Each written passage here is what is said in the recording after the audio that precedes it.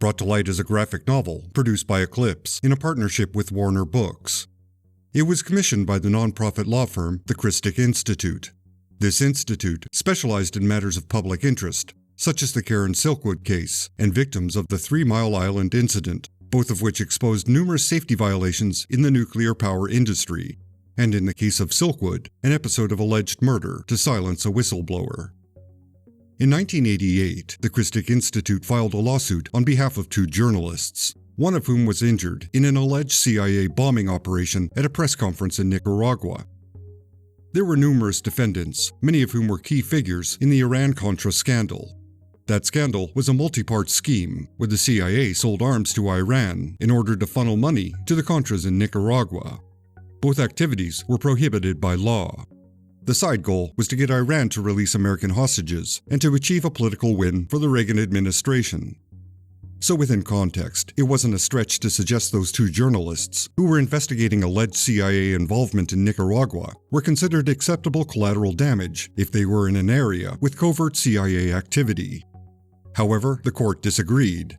In fact, the Christic Institute was fined roughly $1 million for pursuing a frivolous lawsuit, and they lost their nonprofit status. In effect, once their appeals were denied, that destroyed the legal firm in 1991. After that, they were publicly perceived as opportunistic ambulance chasers who were trying to cash in on the Iran-Contra scandal. The Christic Institute likely approached Eclipse due to their publication of the comic Real War Stories. As the title suggests, these are actual experiences told by real people. The comic had a cover by Bill Sienkiewicz and a 2-part story by Alan Moore, with artwork by Stan Walk, John Tuttlebin, and Steve Bissett.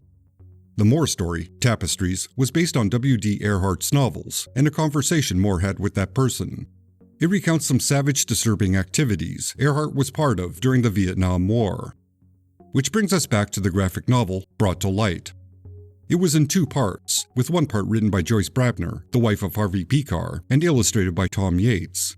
The second, which was titled Shadowplay, The Secret War, was written by Alan Moore and illustrated by Bill Sienkiewicz. In the middle was a 2-page story by Paul Mavrides. Originally, Chuck Dixon, who was writing Airboy at the time, was approached to write a segment for the graphic novel, presumably the section Alan Moore ended up writing. However, Dixon declined. As he wrote in 2015, quote, "Editors Kat Ironwood and Dean Mullaney sent me hours and hours of tapes from some far-left outfit called the Christic Institute, putting forth a theory about a secret cabal going back to Richard Nixon. It all veered into aluminum foil hat territory to me." Unquote. Apparently, Moore's script was based on this research done by the Christic Institute. That being said, unlike Tapestries from Real War Stories, Shadowplay is written in Moore's distinct voice. Oddly, as if to acknowledge that Moore and Sienkiewicz went pretty crazy with their interpretation of the evidence, Daniel Sheehan, general counsel for the Christic Institute, wrote in the introduction, quote, "Moore and Sienkiewicz have exercised their judgment in a way very different from that in which this information has been historically presented by the Christic Institute." Unquote. In my opinion, the entire introduction reads like the attorney saying, "Yeah, this is totally over the top and not what we were expecting. But we're not going to turn down a gorgeous story by Moore and Sienkiewicz." It's time for a quick self-promotional insert. If you enjoyed this video, please give it a like. If you're new, subscribe to the channel. I also have a Patreon and a very active Discord available. Details are down below. Thank you for your time. Bill Sienkiewicz's artwork is both gorgeous and horrific in equal measure. Critically speaking, it is absolutely perfect for the script. It is dark, brooding, and surrealistic, while seeming too real at the same time. While it is, in essence, a slideshow with caricatures of real political figures, there is a coherence that holds all these images together, and his lettering just further enhances the mood. Narratively, it is a drunken monologue by the eagle-headed representative of the company. This company man lays out 30 years of CIA activity around the world. It is a story deeply embedded in the Cold War, where the United States secretly made every attempt possible to prevent communism from succeeding in other countries. Allegedly, this involves some reasonably dirty tactics, money laundering, and eventually trafficking drugs to generate their own off-the-books income. The company evolved to a point where it practically functioned on its own, outside any government oversight or control. Or, to paraphrase Moore, the company became a corporation. It exemplified the highest achievement of capitalism itself, autonomy from the law due to rampant financial success. Probably the best way to describe Shadowplay is to call it the comic book equivalent of an iceberg video. It has an overwhelming amount of parts tied together under one theme, that theme being the CIA's greatest hits over 3 decades. It has to be acknowledged that one could argue brought to light as propaganda. It's well-intentioned, in the sense that it takes a moral position for the common good. That makes it somewhat critic-proof, even though it's rather biased and specific with its intent. After all, it's pretty hard to justify or support assassination, or spreading misinformation and disinformation to ensure one country favors another country's interests, or, for that matter, engaging in drug trafficking while simultaneously engaging in a war on drugs. Those are hills you probably don't want to die on. So it's hard to criticize a possible piece of propaganda that is opposed to murder and hypocrisy. Whether or not it's historically accurate or a wild conspiracy theory is another matter, but determining that would take a lot of research. Far more research than I'm willing to do about an obscure piece of media from the late 80s. That being said, the book did face some difficulty before it was released. Before it went to press, the legal case by the Christic Institute was dismissed. So, the allegations of a criminal conspiracy by the CIA were legally determined to have no merit.